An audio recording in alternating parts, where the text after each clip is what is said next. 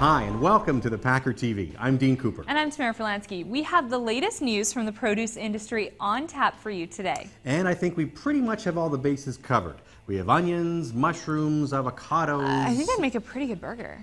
Well, actually, it probably would. Yeah, I think so. But on a more serious note, today we pay tribute to a man whose very name is synonymous with the produce industry, Jack Pandol.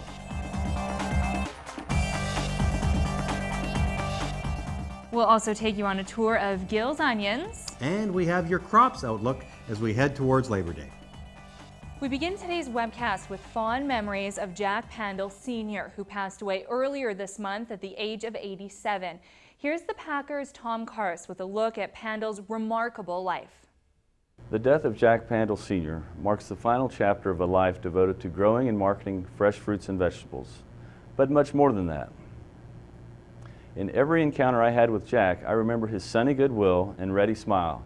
He was an icon of his time, informally designated as the industry's ambassador to world trade when he was presented with the Packers Produce Marketer of the Year award in 1987. When we remember Jack Pandol, we recall a remarkable individual who made the most of the opportunities that America and the fresh produce industry presented him. There can be no greater legacy. This is Tom Karst for the Packer TV.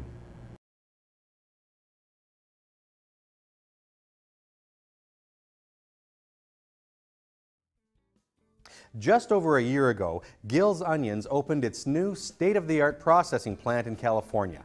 The company recently gave us a behind-the-scenes tour to show us exactly what happens to a Gills onion. With more, here's Ashley Bentley. It's been more than a year since the ribbon cutting on Gills Onions' Oxnard, California processing plant, with the world's first anaerobic digester to turn onion waste into methane fuel. The company, however, still considers itself in a startup phase with the technology. While it continues to tinker with the digester and its fuel composition, the company has plenty to boast about, including beating out the Dallas Cowboys for an engineering award just this year. Partner Stephen Gill led groups of food service buyers, including this one I tagged along with, through the facility before PMA Food Service Conference in Monterey at the end of July. The group saw how onions destined for customers, including McDonald's and A&W of Canada, made it from whole onions in the field to a very specified end product. This is Ashley Bentley for the Packer TV. What recession? After 24 straight months of solid growth, mushrooms have become a superstar of the produce department. While sales of many other commodities were flat in 2009, fresh mushrooms were the best performing vegetable among the top 20 retail categories, with sales up 6% according to Fresh Look marketing data. This strong showing helped propel retail sales nationwide by nearly $800 million, excluding club stores and supercenters. In pounds, mushrooms were up nearly 8%.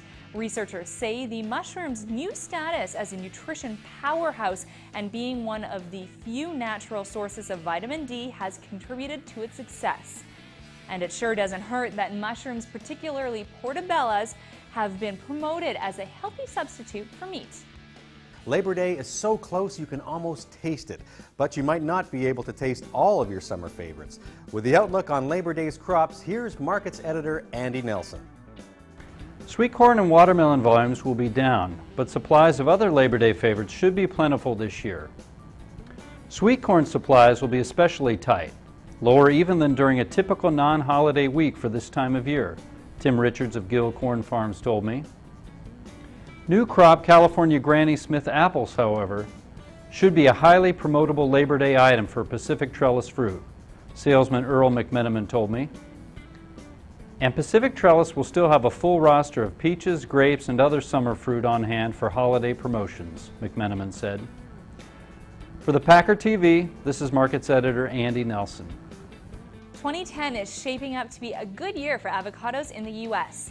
A July estimate from the Hass Avocado Board says by the end of the year, shippers in California, Florida, Mexico, Chile, and a handful of other growing areas should market about 1.5 billion pounds of all varieties of avocados in the U.S. That's up from 1.15 billion pounds in 2009. Supplies of the Hass variety, which the board says accounts for 96% of the avocados consumed in the U.S., should be up in California and Mexico this season, but down compared with last year in Chile.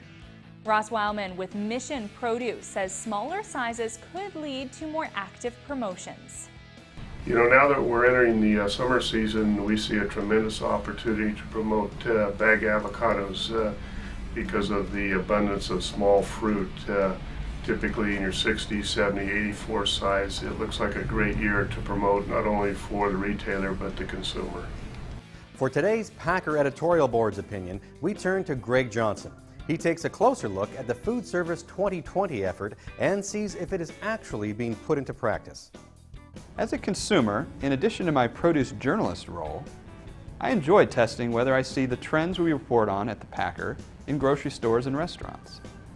After hearing the latest trends at the PMA Food Service Show in Monterey, California, I can confirm several. For instance, the Food Service 2020 effort to double produce use in restaurants in 10 years looks solid. There are more produce mentions on menus, more on plates, and entree salads.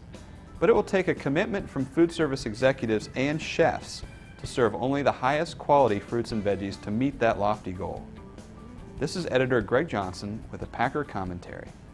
Thanks, Greg. I guess we'll just wait a few years to see the end result. Well, that does it for today. If you have any story ideas or would like to share a memory of Jack Pandol, please let us know by commenting below this video player. And we'll see you next week.